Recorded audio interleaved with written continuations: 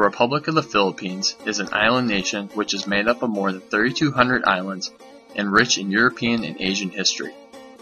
Named after its colonial Spanish founder's king, King Philip II during the 16th century, the Philippines has moved from a European colony to an independent state. Since this time, the nation has prospered through its growing pains and firmly established itself in the world market. This presentation will illustrate the rationale for foreign investors to invest in the region by highlighting the country's economic and political history, demographic data, environmental issues, economic data, suggested improvements for economic life, and types of relief economic development efforts being conducted in the region.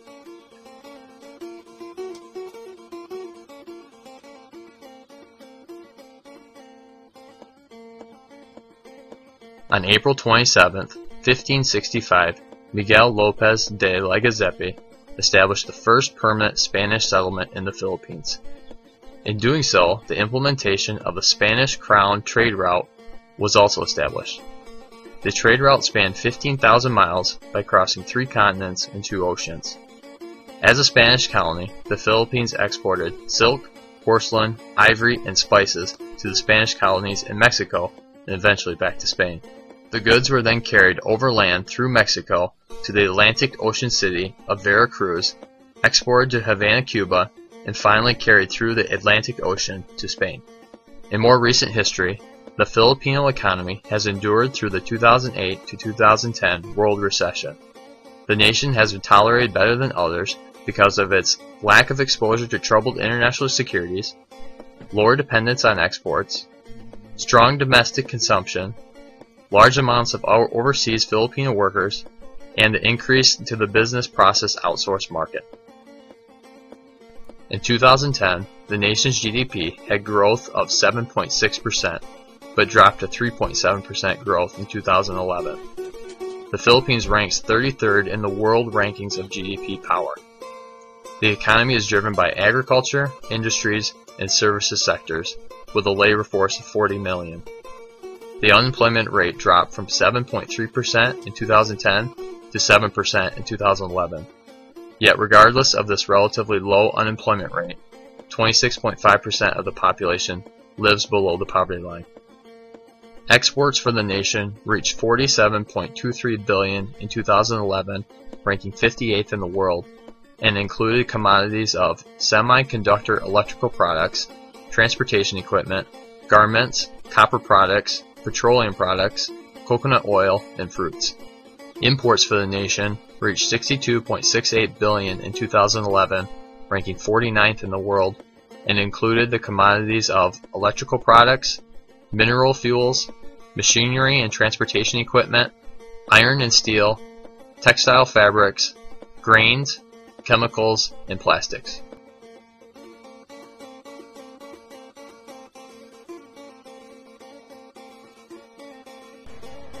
The land of the Philippines is located in Southeast Asia and totals 300,000 square kilometers, and of this amount, over 298,000 square kilometers is land, with just a couple thousand of water.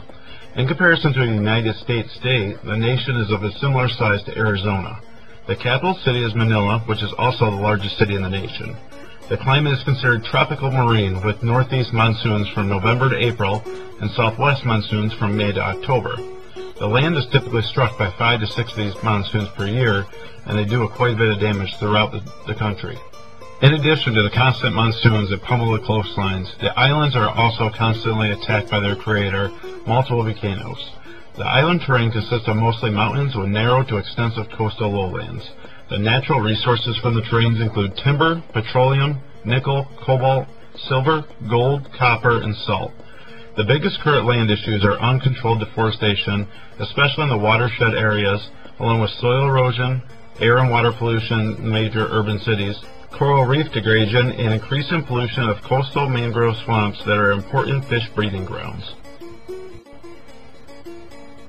The Philippines, according to the latest estimate in July 2012, is considered the 12th largest country based on population, with just over 103 million people.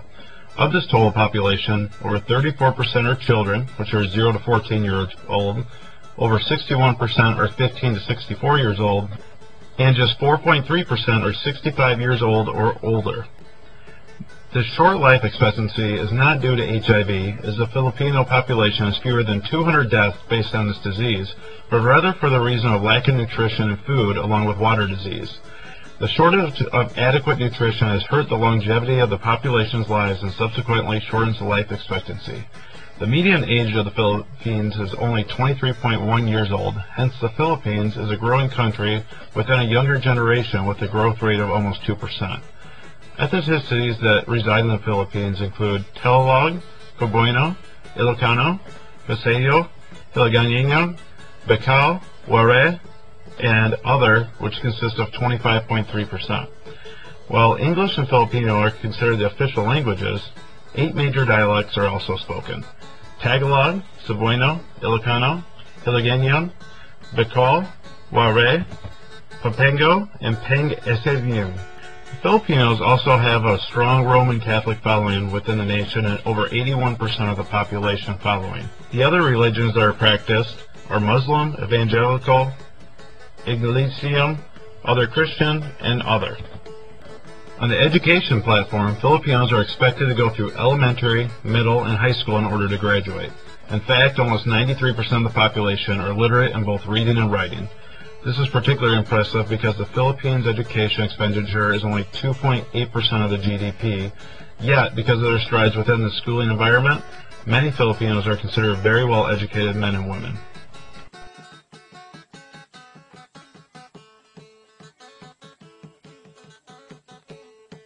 The Philippines Constitution states that the state shall protect and advance the right of the people to a balanced and healthful ecology in accordance with the rhythm and harmony of nature. Though there have been several initiatives over the past few decades to address the list of environmental issues the Philippines suffer from, the nation still struggles with managing an effective and efficient environmental program. The Philippines suffers from natural disasters, including typhoons, volcanic eruptions, and earthquakes. However, degradation in the Philippines is mainly caused by human influence. Deforestation practices, soil erosion, loss of agricultural land, overfishing, coral reef destruction, and improper waste management and pollution are all problematic to the nation's economic stability. The Philippines' susceptibility to natural disasters can be contributed partly to its geological position on Earth. The country rests on one of the most unstable tectonic regions in the world, those that rest between the Pacific and Eurasia. This region, known as the Pacific Ring of Fire, is composed of more than 3/4 of the world's volcanoes, both active and dormant. The movement of these tectonic plates creates large surges of energy, resulting in the natural disasters experienced by the country, especially typhoons, earthquakes, and volcanic eruptions. Extreme El Niño patterns have caused dramatic climatic changes resulting in coral bleaching, red tide, and severe marine death, putting the country at risk for agricultural instabilities and the spread of infectious diseases. In 2006, Typhoon Reming destroyed $90 million worth of agriculture in the country. Though the natural disasters are devastating, what is more saddening is the number of issues that have been self-inflicted by the country's changing cultural needs. The growing population has increased the number of environmental sustainability issues in the Philippines. Poultry and livestock demands have increased with the increase in population and national income. Because farmland is all but plentiful in the Philippines, the nation has been forced to convert forest areas into grazing lands for livestock purposes. The Philippines was once a rainforest abundant in foliage. Now only 3% of this original rainforest remains. These deforestation habits have caused soil erosions, reducing the amount of fresh water that can be stored in watersheds. Deforestation of this magnitude poses a great threat to the production of food, national wildlife, and the future economic stability of the nation. The growing population of the Philippines has also caused damage to the coastal water system and infrastructure. Overfishing practices have led to an astounding 90% drop in marine organisms that are able to be trawled in traditional fishing areas. This drop has been an estimated $420 million loss in revenue. The coastal infrastructure has suffered with the need for more housing development. As the population has increased, no forest land has been available to make these developments. Therefore, contractors are forced to utilize coastal lands for developmental needs. These developments, however, are causing tremendous damage to coral reefs and mangroves, which provide many of the nutrients to much of the Filipino marine life. Pollution and waste management are a growing issue in the Philippines. There are a number of open and uncontrolled dump sites and incinerators found within the nation, which are the major cause of greenhouse gas emissions. Pollution and waste management practices is possibly only a cultural adaptation and public awareness issue. Public participation and government initiatives are limited. The environmental issues of the Philippines are both natural and human influenced. At the root of many of these issues are inconsistent laws, inadequate and poor enforcement of regulations, lack of funding, and ineffective policies. With a more efficient environmental management program, it is possible that the Philippines may not be as economically threatened as they continue to be. Without political authoritative recognition, however, of the importance of this environmental recovery, the environmental issues of the Philippines will only continue to be a burden to the overall economic well-being of the country.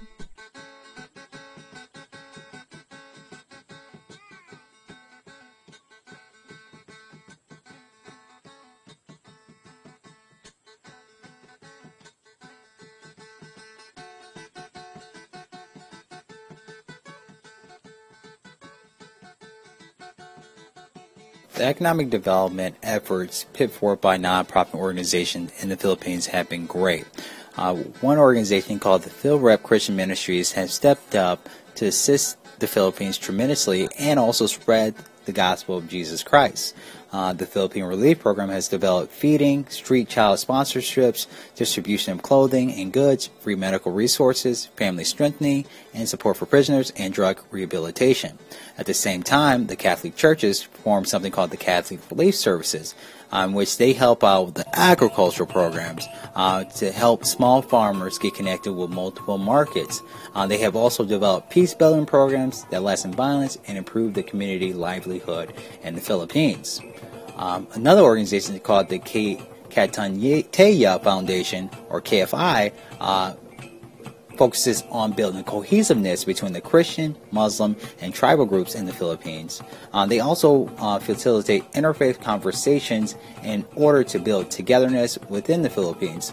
Ultimately, the organization focuses on improving the country's livelihood and providing community service to marginalized groups. The Philippines also face other issues with biodiversity and natural disasters and other environmental issues. So an organization came forth called Enterprise Works Vita, or EWV, to assist in advancing biodiversity conservation approaches that contribute to poverty alleviation, also advancing the needs of the people of the Philippines. The organization has been strong, and ultimately their vision is to conserve biodiversity, promote economic development, and protect the ecosystem services. Within the government, the United States has teamed up with the government and has provided over $5 billion in economic assistance to the Philippines over the course of 60 years. This assistance has helped develop the country's infrastructure, provide training, increase agricultural productivity, economic growth, promote sustainability, environmental management, improve health and nutrition, and foster democracy and decentralization.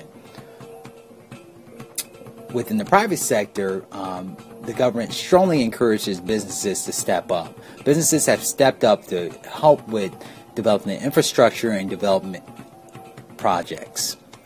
The government has assisted the private sector by creating a law called the Bill Operative Transfer, or BOT law. The law extends the coverage of projects eligible for BOT arrangements, allowing direct negotiation and acceptance of unsolicited proposal for projects under certain conditions and providing more project arrangements. The bylaw also authorized all the government agencies to enter into contract with private proponents to propose construction, rehabilitation, improvement, expansion, modernization, operation, financing, and maintenance of infrastructure or development projects. Overall, the country is starting to see more growth within the economy from the efforts of nonprofit, government, and private sector organizations. the country's fiscal deficits and debt service ratio has lowered, there has been a great increase in expenditure in the infrastructure in the country.